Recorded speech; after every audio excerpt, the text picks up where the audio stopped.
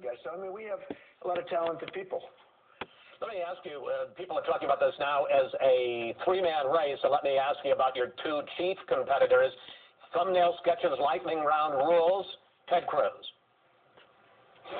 Oh, he's very smart, very sharp. I haven't been too happy with the way he's conducted himself, but I understand he wants to win, and it's a little bit tough. He did a couple of robocalls on me yesterday morning. That was the morning of the election.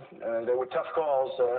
I thought they were very unfair calls, but they were done. That's why I'm surprised I won by such a big margin. When I entered this, Chris, I wasn't expected to win South Carolina. I was supposed to, maybe not even think about winning it. That was like a number of months ago. And then all of a sudden I went there, I made one speech, and they fell in love with me, and I fell in love with them. Those people are incredible, by the way. They're incredible. We won't forget them. All right, let's talk about Marco Rubio and his fitness to be president. Yeah.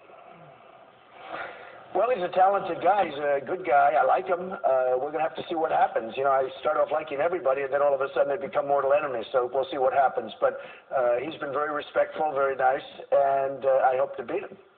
You had quite a week in South Carolina. You got into something of a flap, which diminished, but you were in a flap for a while with the Holy Father. You went after George W. Bush. And while you won the primary handily by double digits, you did poorly among voters who decided in the last week. And I wonder if you think those flaps hurt you. Do you need to tone it down, do you think, as you become the front runner for the nomination, to act more presidential?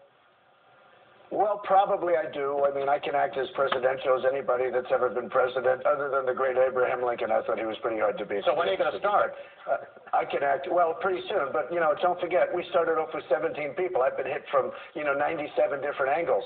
And now we're down to, I guess, 5. And we'll see what happens. But I think, I think I'll be very presidential at the appropriate time. Right now, I'm fighting for my life. I was fighting against a tremendous amount of very talented, very tough people.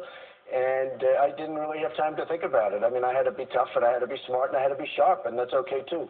You took some strong positions this last week that you later had to walk back, and I'd like to explore a couple of them. First, you said that President Bush 43 lied us into war in Iraq and took that back. Here it is. They lied. Okay. They said there were weapons of mass destruction. There were none. You would not say again that George W. Bush lied? I don't know. I can't tell you. I mean, I'd have to look at some documents. And here you are on whether or not you support the Obamacare mandate that all individuals must have health insurance. Here that is. Well, I like the mandate. Okay, so here's where I'm a little bit different. I don't want people dying on the streets. I'm the most conservative person in the world with getting rid of Obamacare. Mr. Trump, question. Do you support the individual mandate in Obamacare or not? Right, let me explain to you. First of all, I don't want mandates for anything. I want people to get, but I don't want people dying in the streets. And I was actually talking over Anderson Cooper, who I thought it was a great interview, and he's a great interviewer. But I was talking over him. He was talking at the same time. He mentioned the word mandate, and I was talking about something else, to be honest with you. It doesn't matter. It's not a very complicated situation. Wait, you said I like the mandate. I want people to be covered that cannot afford to be covered, I don't want people dying in the streets. And that's not mandate, that's me, that's having a heart. I don't want people dying in the streets. I don't want people that have no health care whatsoever, and they're in the middle of a street dying, and I talk about it all the time. And you know what, when I give these speeches where I have 10,000 and 15 and 20,000 people, and I talk as a Republican, as a conservative Republican, and I talk about that, and I say, I don't want people dying because they have no money. I get standing ovations. The Republicans are not bad people. I get standing ovations.